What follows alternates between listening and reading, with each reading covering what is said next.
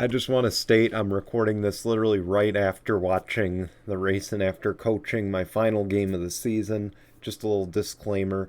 Wow, what a race. I wanted to do it while the memory was still fresh in my mind. Hello, guys, and welcome here to another edition of Out of Turn 4. My name is Brian. Anyway, today we are going to recap the Daytona races. We are also going to talk our IndyCar season preview. We're going to hope to get to all that, so let's not waste any time. And then, of course, we'll have our predictions. But again, let's not waste any time. Let's dive right in. The Truck Series at Daytona opened up the race weekend. Zane Smith for Front Row Motorsports. He gets the win in his first start with Front Row. Of course, it is his fourth career win. In his first win, as mentioned, with the new team, and he somehow held on to beat the defending champion and the defending race winner, Ben Rhodes, in the closing laps. Of course, the caution came out late.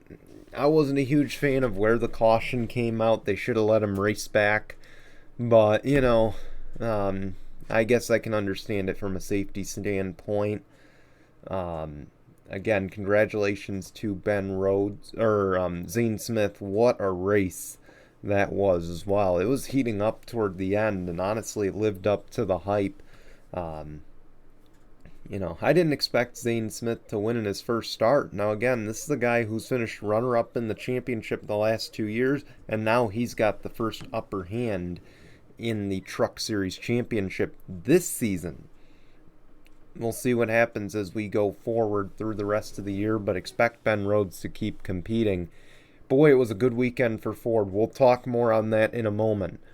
But we start off next with the NASCAR Xfinity Series here at Daytona. Austin Hill capitalizes in his first ever race with Richard Childress Racing. He's competing, I believe, for Rookie of the Year in the NASCAR Xfinity Series, and he wins his first career Xfinity race at Daytona in his first start with RCR. Of course, he spent the last few seasons running for MBM Motorsports and Hattori in that joint effort. He also spent time running for Hattori down in the Truck Series. So a big win for Austin Hill, his first career win in the NASCAR Xfinity Series. But the biggest headline did not come from the race result. In other words, who won? What was the big headline? Myatt Snider, driver the number 31 for Jordan Anderson Racing, which I believe is a team in alliance with RCR, so technically one of the RCR cars. He got into the catch fence at the end of the race. Of course, he got spun on the back stretch, went upside down and into the fence. Of course, Denny Hamlin had mentioned during the broadcast Michael Jordan and Bubba Wallace were both sitting over there when this happened. But thankfully, Myatt Snider walked out of the car. The car did not have an engine in it. The rear end was ripped out of it. It was literally only a cockpit and the front wheels. That's it. So, Myatt Snider very lucky to walk away from that wreck. Very scary, but it says a lot to the safety of the NASCAR Xfinity cars, the Cup cars, the trucks. It says a lot to what NASCAR has done in terms of safety innovations, and needless to say, it's great to see Austin Hill make it out. What I will say, though, is I'm going to kind of repeat what a lot of people said on Twitter here, is why were fans so close to the racing action there at the end, especially Michael Jordan. But why was everyone allowed to be that close? Why were they allowed to get up against the catch fence? We've seen scary incidents like this. Carl Edwards at Talladega is the most prominent one to keep in mind. Brad Keselowski at Atlanta. Kyle Larson at Daytona. We should not be allowing fans to be that close to the catch fence. I don't know the full extent of it, but to my knowledge, the fans were pretty close to the catch fence. We can't have that. That's a huge safety issue. That's a liability issue. This is, again, coming from someone who studied sport management. someone who also works in customer service and understands what's going on. Then at that point, you got to have security over there and say, hey, you can't be that close to the catch fence. It's, you know, I'm sorry. It's a safety hazard. You know, you need to back up. Okay? Or you need to go find your seat. Needless to say, though, no one should be close to the catch fence at any given point in a race. If you want to walk up there before the cars even start rolling and you want to take a photo, fine. But otherwise, that area should be fenced off. And I hope that Daytona will look into doing that in the future. Because, again, big safety hazard there. And a big lawsuit could come from that, too. So, if that was the case, that could be a huge lawsuit if someone got hurt. Just wanted to make that explicitly clear. And again, for Myatt Snider, congratulations. Glad he got out of the car. Glad he's okay. I know he hurt his leg. Hopefully his leg heals up in time for the next race at Auto Club. But now on to the big event of the race weekend, the Daytona 500, the Great American Race, the Super Bowl of auto racing. Super Bowl of NASCAR. I'm sorry, not auto racing. You want the greatest spectacle, that's the Indy 500. But Austin Cindric, this one came out of nowhere. This one was a shot out of left field. Austin Cindric wins the Daytona 500. It is his first career win and his second ever Daytona 500 start. If you recall, he ran last year in the Daytona 500 with Team Penske in a fourth car. But a first career win for Austin Cindric, starting off his rookie season on the right note. And then Bubba Wallace came so close. But I got to tell you, I said it all weekend. I think I said it on our Friday show. Our Friday special, is what I should say. I had said, boy, these Fords are going to be tough to beat. I came upstairs. Now, I had to coach a game. I couldn't watch the beginning of the race, so I had to come downstairs. I literally took my shoes off after that game, sprinted downstairs before anyone could tell me what was going on in the race. So I was a good 2 hours behind. Actually, about a good hour and a half. I think I'll say that. About an hour and a half behind. And I got caught up in time because the red flag really helped with that. And I'm sitting here and I'm like, I looked at my dad, and my dad's rooting, my dad's a Bubba Wallace fan. Please just leave the hate out of the comments. If you have nothing nice to say, just don't say it because I'm going to delete your comments. But, again, Bubba Wallace, my dad's favorite driver, he's like, man, he's got a real shot to win this. I looked at my dad and I'm like, someone's going to have to beat the Fords. I told him the Fords are damn good. Okay, they're damn good at working together. And Cindric and Blaney, Cindric and Blaney just worked together well all race. If Bubba had Kyle Busch at the end on his bumper, I would have liked their chances. I really would have liked their chances. But unfortunately, Kyle Busch got shuffled out. It just looked like Bubba wasn't strong without Kyle and really didn't get much help from behind as expected. Briscoe really wasn't that strong either, but boy, if Keselowski had Briscoe in front of him or someone, he was going far. Again, Brad did a great job, but honestly, he should have pushed Cindric there and just gone for it. If he wrecked him, he wrecked him, but, needless to say, though, I'm impressed with how that 500 went. It was really a good race for the most part, and it was a great introduction for the Gen 7 or the next gen car. It proved to be some good racing, and honestly, those cars can take a beating compared to previous generations. Harrison Burton also flipped over in that race.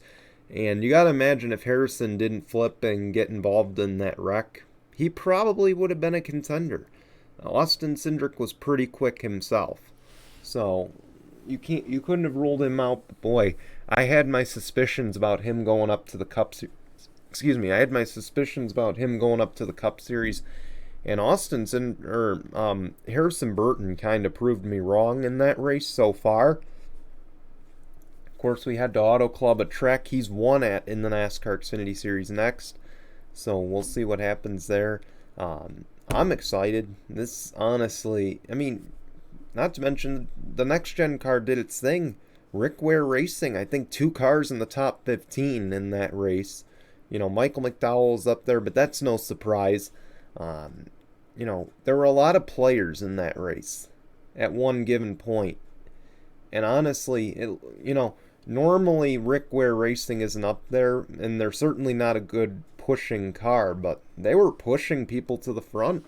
So I'm telling you, honestly, this was a fun race to watch, and if you're a fan of NASCAR, you should be happy, because this next gen car is something else, and it's going to be fun to watch throughout the year. But I will say, though, I'm going to take credit when I said I'm right about the Fords being so damn good this year. As far as Bubba goes, man, he's looking good to start out. We'll see if that carries over through the rest of the year. Of course, Kurt Busch has been known to make people better around him, so just thought I'd throw that little tidbit out there for the haters.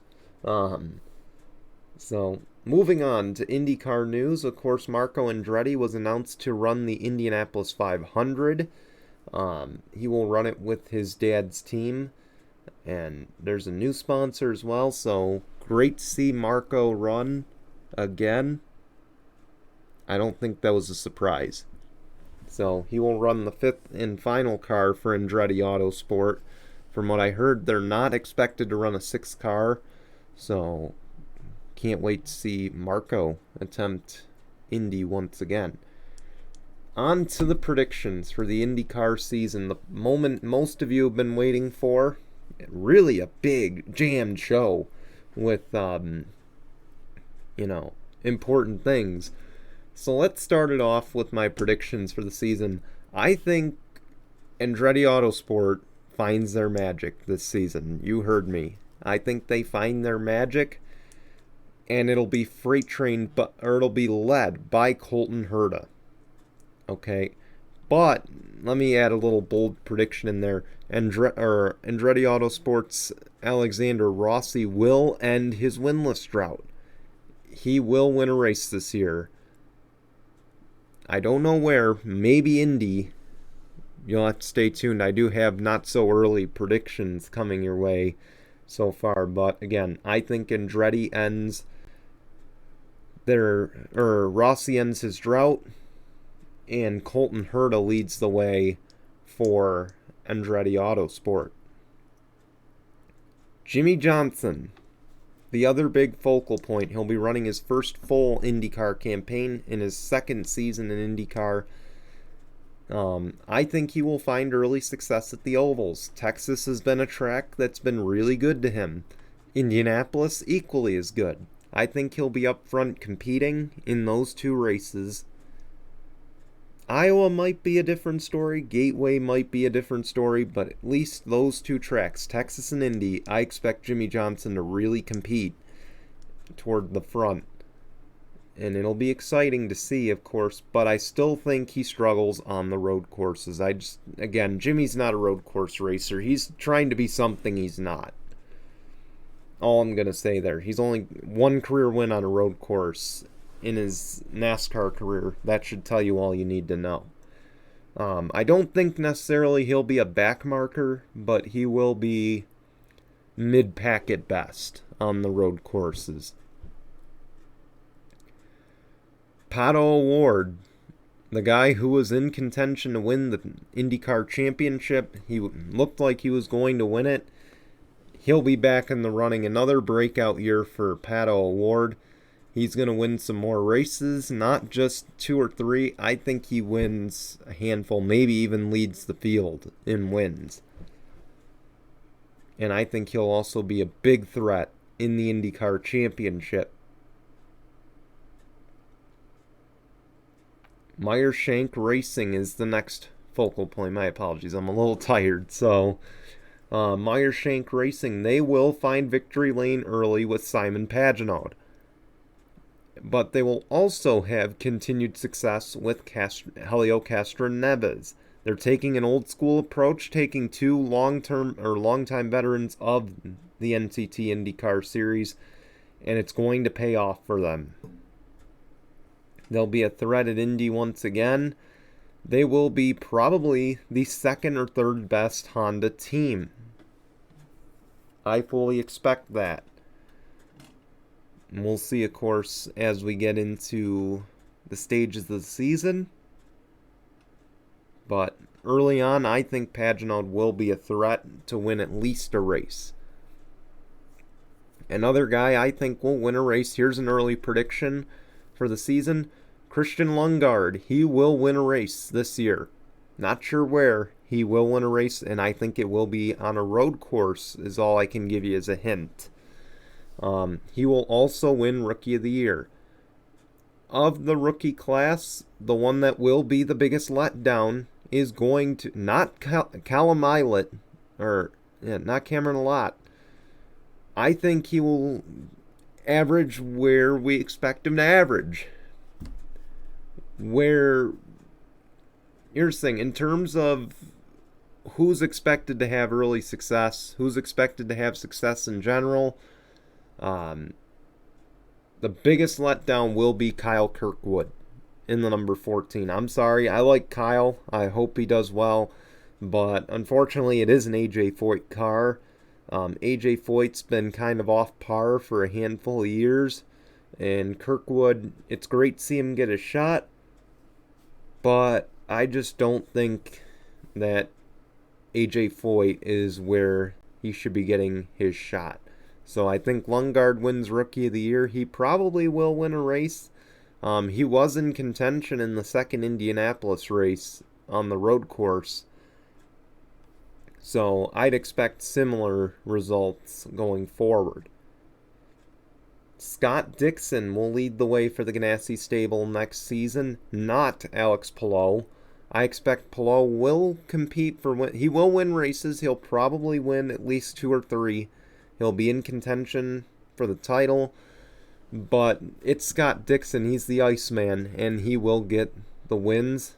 Frankly, he'll be one of the 4, I believe, that are in the mix for the title. I think we can expect 4 or 5 this season. I think when we go to the final race of the year, and I believe that's at Laguna Seca, I believe we'll have 4 or 5 drivers it's down to. I think it'll be Joseph Newgarden, Scott Dixon, per usual. Those 2 will be in the battle. But I think it'll be headlined by Pato O'Ward, Colton Herta, and Alex Palou. So again, Dixon, Newgarden, O'Ward, Herta, and Palou. I think it'll be not necessarily in that order, but those 5 will be the front runners for the title next season in Indy, or this upcoming season in IndyCar. And I think they will be pretty close in terms of points when we enter Laguna Seca. So I think this will be a very exciting championship season. Anyway, on to my not so early predictions for the season. Let's start with the Indianapolis 500. My pick is Alexander Rossi to win his second. He's been close. He's had really good chances to win the Indianapolis 500 the last few years. And whether it was a pit stop or a penalty of some sort, something always took him out of the running. He was always up front until that happened. I think this is the year this team closes it out. They get a win. It is a contract year for Alexander Rossi. We know that there have been rumors the last time he was in a contract season that he was going to go to Team Penske because he runs the Rolex 24 with them. I think this is the year he's got to have a breakout year if he wants to be considered a top free agent at the end of the year, whether he returns to Andretti or goes elsewhere. I think this is the year he's got to have the breakout year. He's got to at least get a couple wins under his belt to boost his resume, other than Indianapolis 500 winner, and hasn't won since 2018 or 19. He's got to win, plain and simple. So I think that's the race he does it in. I think Alexander Rossi, as of right now, will win the Indianapolis 500. We'll revisit that, of course, when we have our Indianapolis 500 special in May. My not so early title prediction, Pato O'Ward. I think Pato O'Ward, again, I mentioned he will have a breakout year. He's going to have a career season. I think that will lead to a championship. And Arrow McLaren Schmidt Peterson, they've really stepped it up this year in terms of investing in IndyCar. McLaren has really stepped up their investment, and Pato O'Ward will be the IndyCar champion. That is my early prediction in terms of that. And as we look forward to this weekend's predictions, Pato O'Ward is my prediction for the IndyCar race at St. Petersburg. I think it'll be a great race. I'm hoping to catch it on the DVR because your boy here has to work, not the road. Xfinity Series at Auto Club next weekend.